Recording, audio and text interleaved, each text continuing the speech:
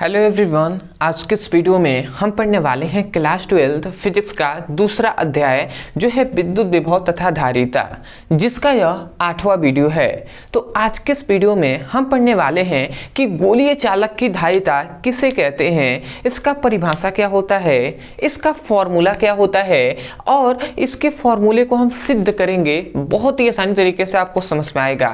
तो चलिए हम देख लेते हैं।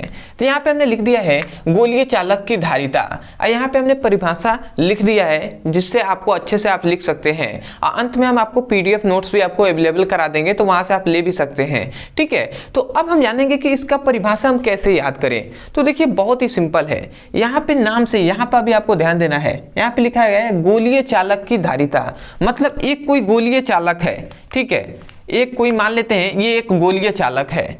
अब इस गोलीय चालक की मान लेते हैं ये इसका केंद्र है। ठीक है, और इसकी ये मान लेते हैं इसकी त्रिज्या कितनी है, r है। ठीक है, इतना हमने मान लिया कि इसकी त्रिज्या क्या है, r है। अब जब हम इस गोलीय चालक पर हमने प्लस q आवेश देते हैं, मतलब जब इस गोलीय चालक पर प्लस q आवेश देते हैं तो ये जितने अपने अंदर आवेश को धारण करेगा। ठीक है, मतलब ये क्या है, ये एक गोलीय चालक है ना, गोलीय चालक है। तो ये जो गोलीय चालक है, ये जो गोलीय चालक है, ये अपने अंदर जितने आवेश को स्टोर करेगा, अपने अंदर ग्रहण करेगा। ये क्यों क्या है, आवेश है। तो यही कहा जा रहा है कि गोलीय चालकों के द्वारा आवेश को ग्रहण करने की क्षमता, ठीक है, या हम कह सकते हैं ग्रहण ना करके हम कह सकते हैं कि धारण करने की जो क्षमता होती है उसे हम क्या कहते हैं, गोलीय चालक की धारिता कहते हैं। क्योंकि धारिता का अर्थ ही होता है धारण करने, मतलब आवेशों को धारण करने की क्षमता, कि आवेश वो अपने अंदर कितने कैपेसिटी में क्या कर सकता है, उसको एब्जॉर्ब कर सकता है। तो यही हमने क्या कहा कि गोलीय चालकों के द्वारा आवेश को ग्रहण करने की, क्या करने की, ग्रहण करने की जो क्षमता होती है, जो कैपेसिटी होती है, वही क्या कहलाता है, वही धारिता कहलाता है। तो यही बात हमने यहाँ पे डेफिनेशन में भी लिखा हुआ है कि गोलीय चालकों के द्वारा आवेश को धारण करने की क्षमता, क्या धारण करने की क्षमता गोलीय चालक की धारिता कहलाता है।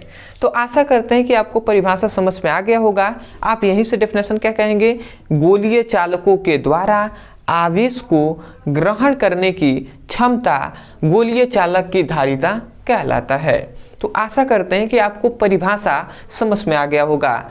ठीक है, और ये फिगर आप चाहें तो बना सकते हैं। अब आता है इसका फॉर्मूला क्या होता है। तो इसका फॉर्मूला को आपको याद रखेंगे कि C होता है 4πε0 × r। ये एक फॉर्मूला होता है गोलीय चालक की धारिता का, तो इसको आपको याद रखना है।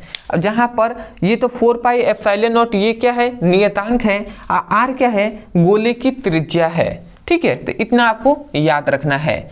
अब इसमें एक और बात याद रखेंगे कि इसको हम प्रूफ करेंगे, क्योंकि जब एग्जाम में पूछा जाता है तो इसको सिद्ध करने के लिए भी कहता है। तो अगर हम इसको प्रूफ करने के लिए अगर आ जाए तो हम इसको कैसे प्रूफ करेंगे, तो वो भी हम देख लेते हैं। तो देखिए, हमने जब पहला जो गोली विद्युत विभव तथा धारिता है, इसका यदि आप पहला वीडियो देखेंगे तो उसमें हमने बताया है, पहला नहीं दूसरा आप वीडियो देखेंगे तो उसमें हमने बताया है कि बिंदु आवेश के कारण उत्पन्न विभव, जिसमें हमने एक सूत्र का गणना किया था। तो हम क्या लिखेंगे, बिंदु आवेश के कारण उत्पन्न विभव। अब बिंदु आवेश के कारण उत्पन्न विभव हमने क्या ज्ञात किया था, V = 1/4πε0 Q/r। ये हमने जो बिंदु आवेश के कारण विद्युत विभव की गणना हमने कर लिया है पहले ही। तो इसको हम समीकरण फर्स्ट मानते हैं। ठीक है, उसके बाद आप ध्यान से समझेंगे तो इससे जस्ट पहले जो 7वां वीडियो है उसमें हमने धारिता पढ़ाया था। तो चूंकि हम जानते हैं,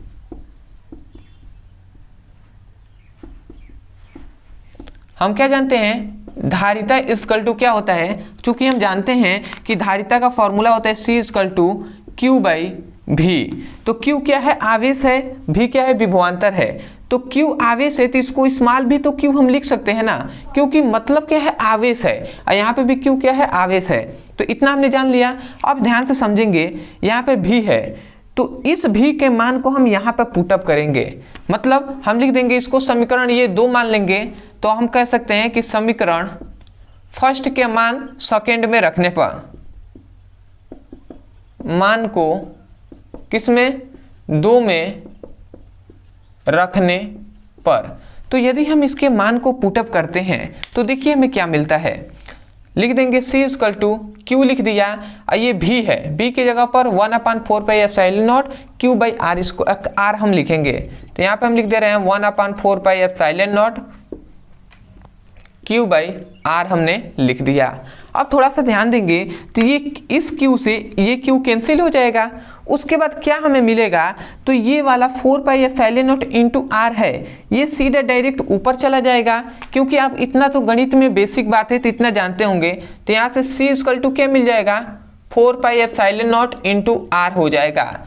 अब ये जो आपका फॉर्मूला मिला यही आपका प्रूफ हो जाएगा, क्योंकि यही तो फॉर्मूला यह भी है ना, गोलीय चालक की धारिता देख रहे हैं 4 pi epsilon not into R है, यहाँ पे भी 4 pi epsilon not into R है। ठीक है, तो ये हमने प्रूफ कर दिया इस फॉर्मूले को कि किस प्रकार ये आया है। तो ये किसके लिए है, ये एसआई पद्धति के लिए है, एसआई पद्धति। परंतु यदि सीजीएस पद्धति में हम बात करें तो सीजीएस पद्धति में 4 पाई एप्सिलॉन नॉट का मान होता है कितना, 1 होता है। तो यदि इसका मान यदि 1 हो जाए तो जो C होगा वो R के बराबर हो जाएगा। तो यदि सीजीएस पद्धति में हम कहें ना तो सीजीएस पद्धति में C इक्वल टू क्या हो जाएगा, R हो जाएगा। किस लिए, सीजीएस पद्धति में, मतलब किसी गोले की जो क्या होगा, गोले की धारिता जो होगा, गोलीय चालक की धारिता वो उसकी त्रिज्या के बराबर होगा। किसमें, सीजीएस पद्धति में। एसआई पद्धति में ये मान होगा।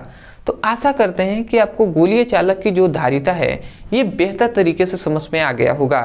तो यदि आपको समझ में आया है तो अभी तक आपने चैनल से जुड़े नहीं है तो चैनल से जरूर जुड़ जाइएगा, चैनल को सब्सक्राइब कर दीजिएगा। और खासकर यदि आप भी क्लास 12th का फिजिक्स का बेसिक टू हाई पढ़ाई करना चाहते हैं तो न्यू बैच स्टार्ट हो गया है, आप चैनल पे जाकर उसकी पढ़ाई कर सकते हैं, या इसी वीडियो का हमने डिस्क्रिप्शन बॉक्स में लिंक दे दिया है फिजिक्स का, तो उस पर क्लिक करेंगे तो सभी आपको वीडियो मिल जाएंगे चैप्टर वाइज सीक्वेंस में, तो वहाँ से उसकी पढ़ाई भी कर सकते हैं। तो आशा करते हैं आप समझ गए होंगे। अदरवाइज यदि आपको कोई भी ऐसा टॉपिक है जो आपको समझ में नहीं आता है, यदि आप उसको बेहतर तरीके से समझना चाहते हैं तो उस टॉपिक का नाम लिखिएगा यूट्यूब पर, अंत में हमारे चैनल का नाम लिखकर सर्च करेंगे, तुरंत हमारी वीडियो आपको मिलेगी, वहाँ से भी उसकी पढ़ाई कर सकते हैं। तो चलिए दोस्तों, आज के लिए इतना ही, मिलते हैं एक बेहतरीन टॉपिक के साथ, तब तक के लिए धन्यवाद। जय हिंद।